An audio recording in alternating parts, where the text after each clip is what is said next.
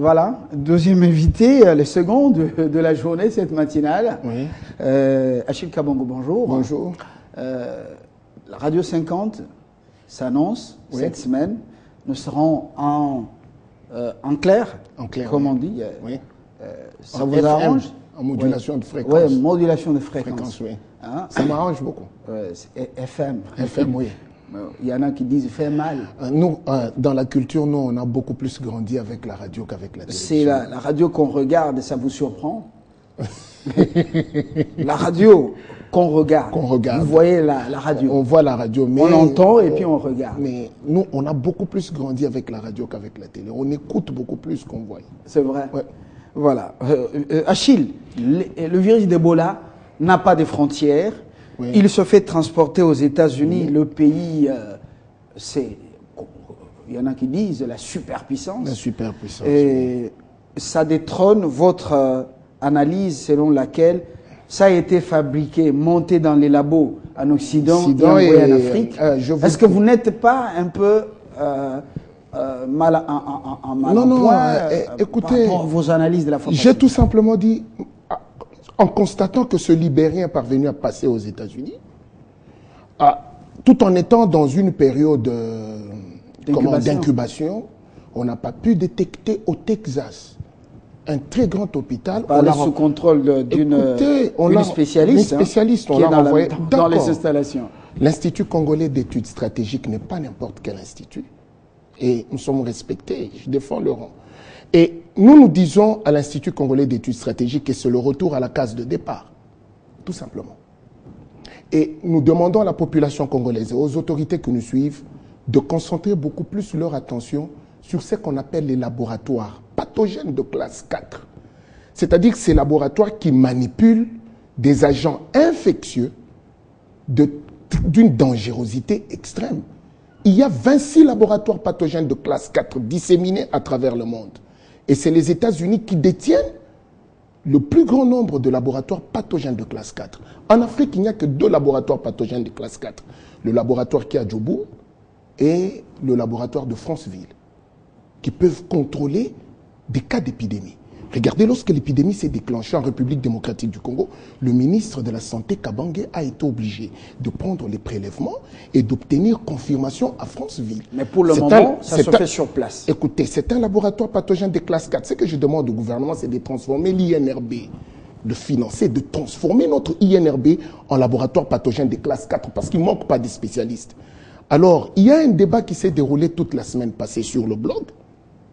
J'apprends, certains scientifiques ont développé une théorie selon laquelle le virus du VIH-Sida aurait pour origine Kinshasa. En 1920. Oui.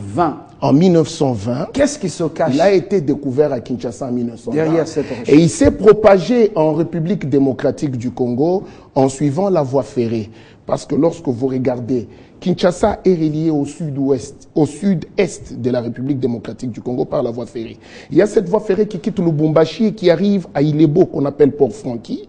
Et là, il faut changer, emprunter un bateau pour arriver au Bichungobila. Ici, c'est le long de la voie ferrée que s'est propagé ce virus-là. Selon eux. Selon eux. Voilà. Alors nous disons, c'est faux. J'ai passé tout le week-end à discuter avec ces scientifiques sur le blog. C'est que je suis étonné et qu'ils ont fermé le blog.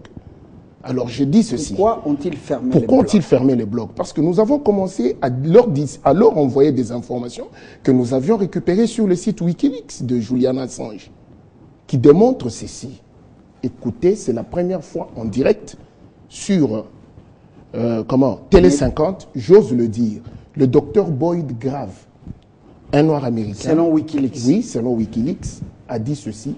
La véritable histoire de l'origine du sida peut être retracée tout au long du XXe siècle, en commençant par 1878. Exactement le 29 avril 1878, les USA adoptaient la loi fédérale de quarantaine.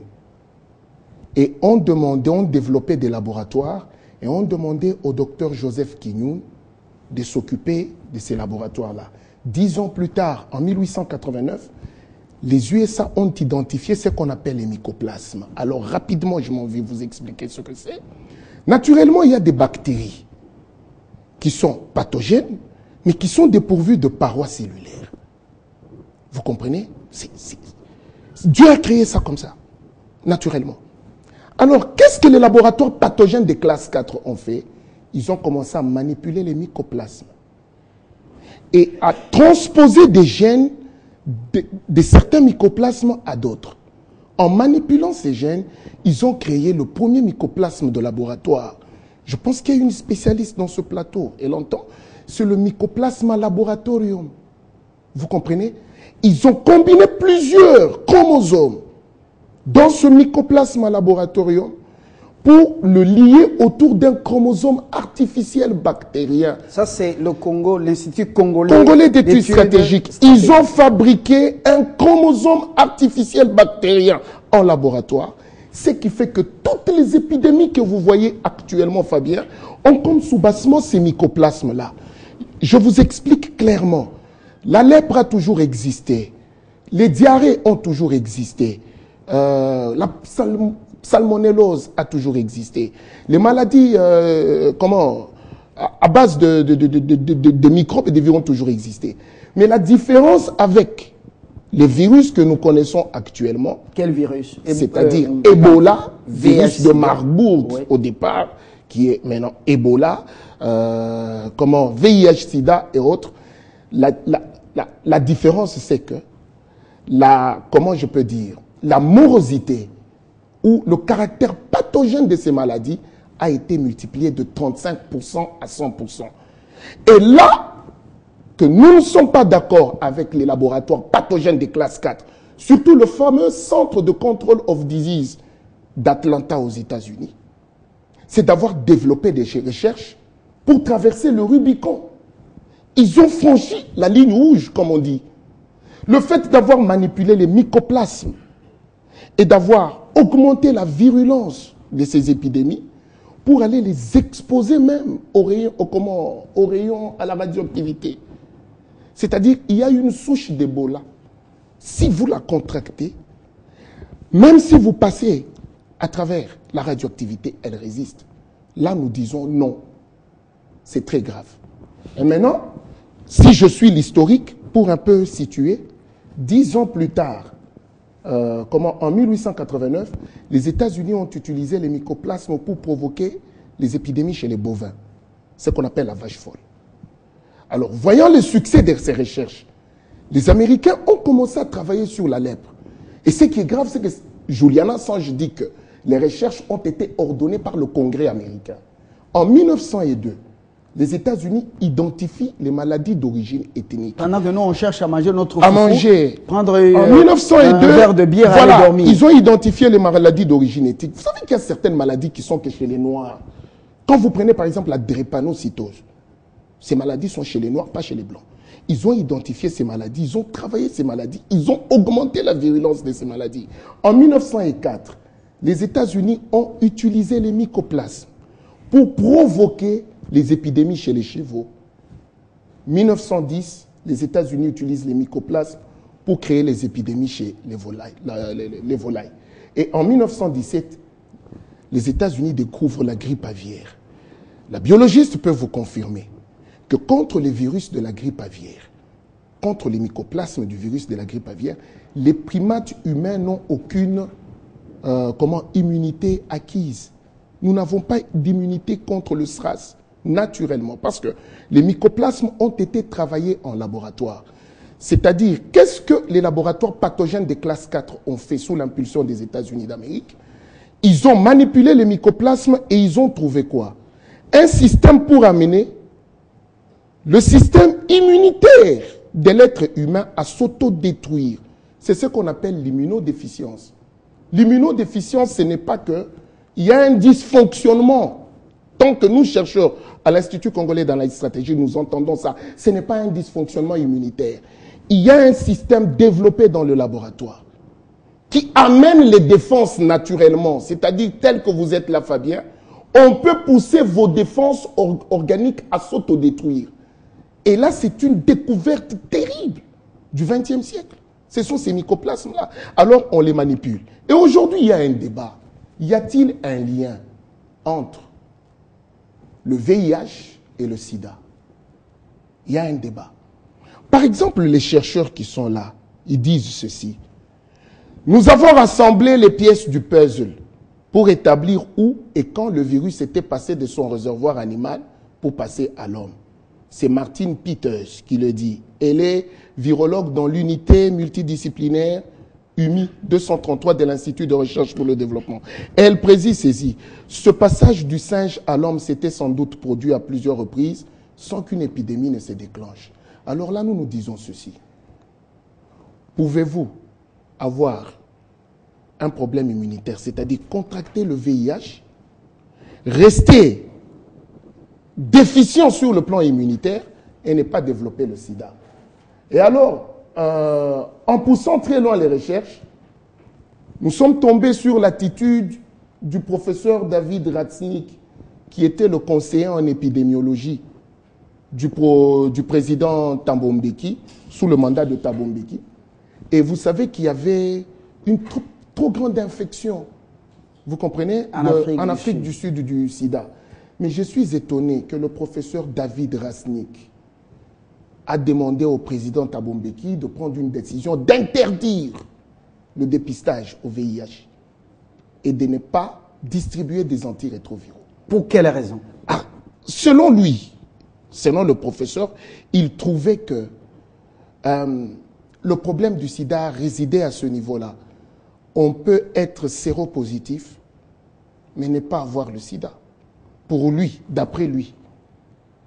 Chez tous les malades du sida, on n'a pas trouvé un Je reviens à ma question. d'immunodéficience. Que cache cette recherche, le résultat de cette recherche en ce moment aux États-Unis? Que cache le résultat de recherche? On parle de Kinshasa comme l'origine du VIH-Sida en 1920. Pour quelle raison ça maintenant? Pour quelle raison ça maintenant? Ça a toujours existé. Saignante. Écoutez, il y a ce problème qui se pose au monde entre les grandes puissances qui veulent contrôler la planète. Il y a ce problème du contrôle de la population et des races qui ne nous a jamais été révélé. C'est-à-dire, il y a ces problèmes de suprématie de la race aryenne. Permettez-moi de le dire tout crûment à la télévision, c'est comme ça. Ils cherchent à dominer et ils veulent rester maîtres de la planète.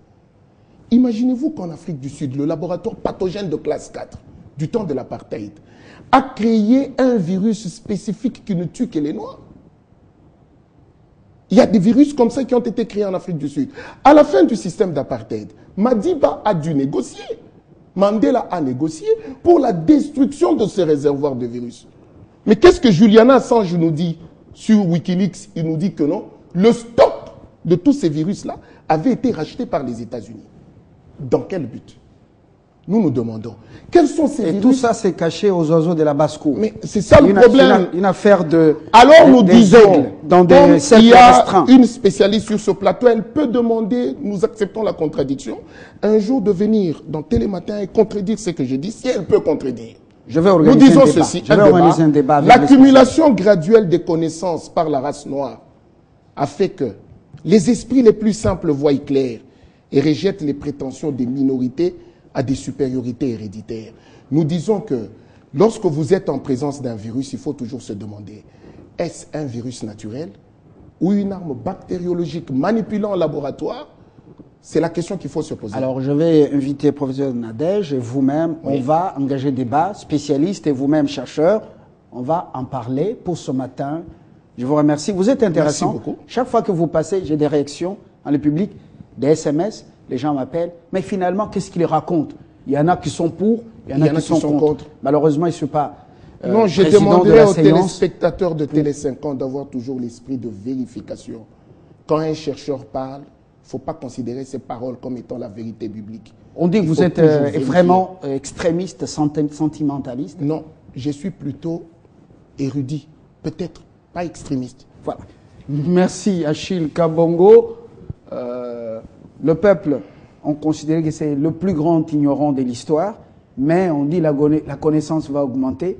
Il finira par comprendre. Et quand il comprend, il a la bonne information, il devient très dangereux pour les partisans de l'ignorance. Oui, Aimé Césaire, le poète martiniquais, a dit qu'une civilisation qui ruse avec ses principes est une civilisation moribonde. Merci. La question que l'on se pose, est-ce la civilisation occidentale actuelle est-elle vraiment une civilisation, une base?